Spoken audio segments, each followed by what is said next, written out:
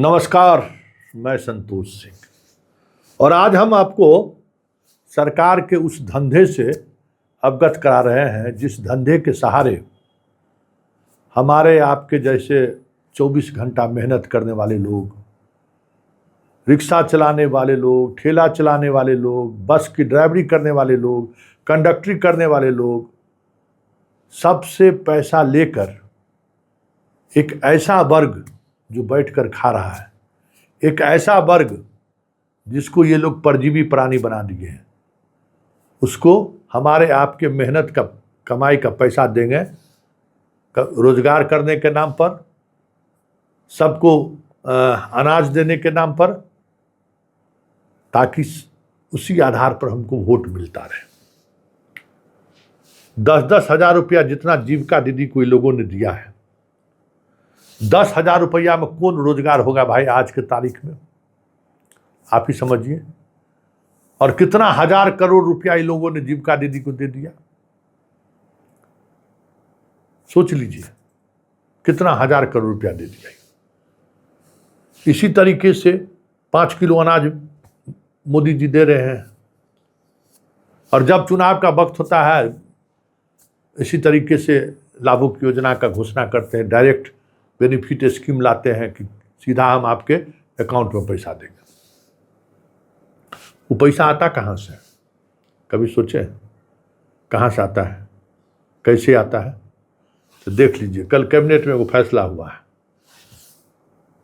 अब हर 1 किलोमीटर पर आपको 1 रुपया 25 पैसा देना पड़ेगा। बतवा समझ गए ना। अब पटना से कहीं भी जाइएगा तो पेट्रोल डीजल में जो खर्चा आपका होगा सो होगा ही, कम से कम 1,000 रुपया, 500 से 1,000 रुपया आपको हर घर जाने और आने में एक्स्ट्रा आपको लगेगा। पुलिया पर टैक्स लगेगा, हर किलोमीटर पर 1 रुपया 25 पैसा आपको टैक्स भरना होगा।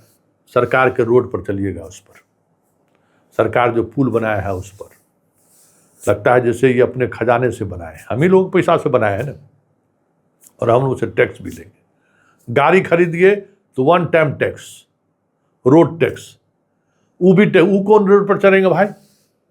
वो कौन रोड है? गांव का मुखिया जी का बनाया हुआ रोड पर रोड का वो टैक्स ले रहे हैं क्या?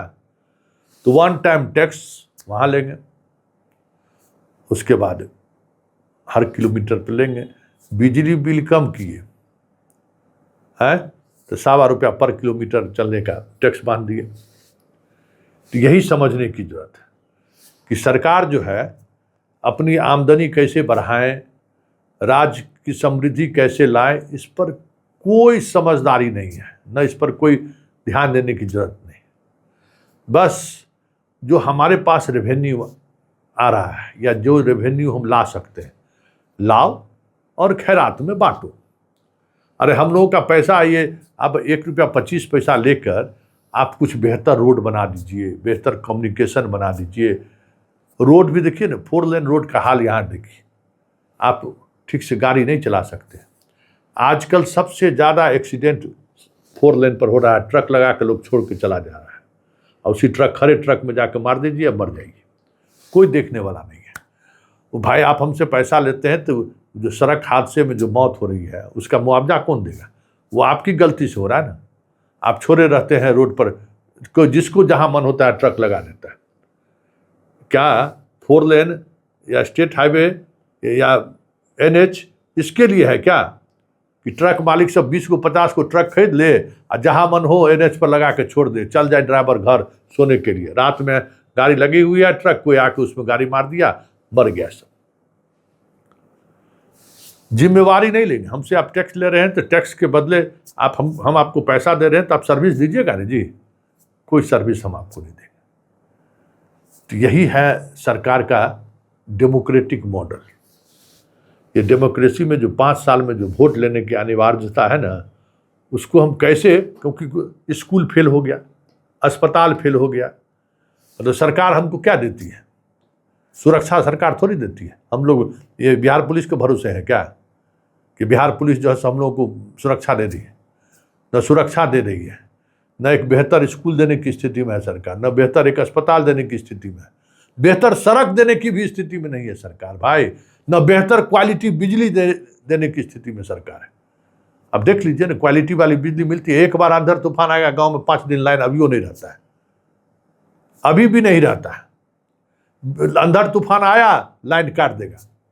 अब चलिए, अब 3 घंटा 4 घंटा कब आएगा लाइन ठिकाना नहीं है।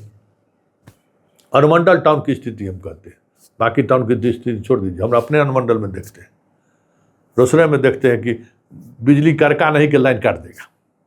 और उसका चलिए, तो आप क्वालिटी का कोई चीज़ दे नहीं सकते हैं। आप एक सामान खरीदने जाइए, डुप्लीकेट सामान आपको हर जगह मिलेगा। खाना खाने जाइए, 3 नंबर तेल का इस्तेमाल करेगा, घटिया सामग्री का इस्तेमाल करेगा।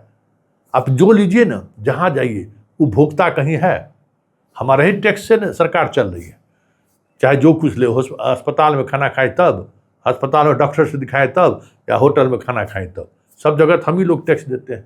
तो टैक्स देने के बावजूद भी बेहतर सर्विस हो, स्वच्छ खाना हो, मिलावट नहीं हो, इसको रोकने में सरकार कभी देखें दिलचस्पी लेते हुए?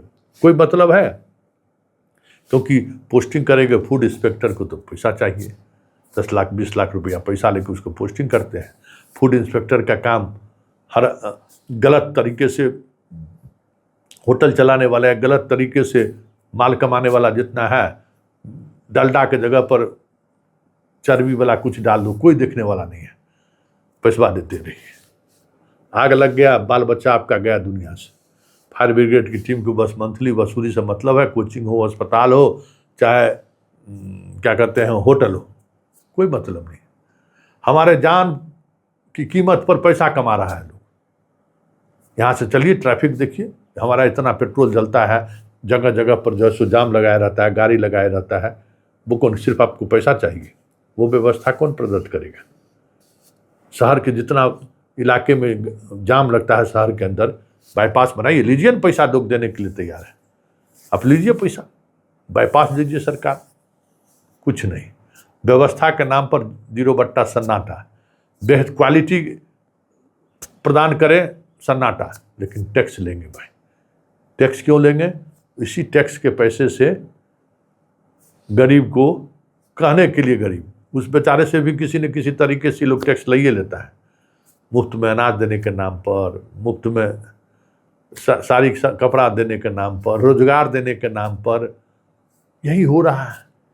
तो इस देश में एक नया मॉडल चला है डेमोक्रेसी का, चुनाव जीतने के लिए।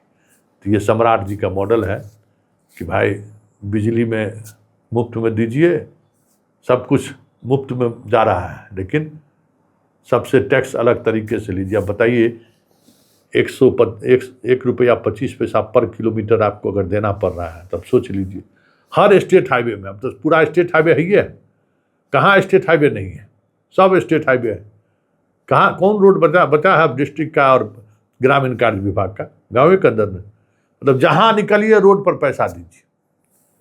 तब चलिए, अब बस भाड़ा महंगा होगा, टेम्पू भाड़ा महंगा होगा, सारा जितना व्हीकल से सामान आता जाता है सब महंगा होगा। किसके जेब पर प्रभाव पड़ेगा? क्या गरीब इससे बच जाएगा? क्या गरीब को और परेशानी होगी?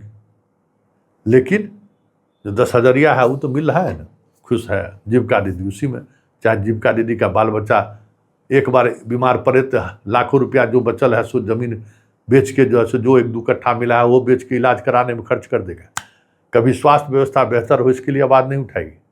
10,000 रुपया मिल गया, वोट देने पहुंच गई है। यही तो हमारा लोकतंत्र है भाई।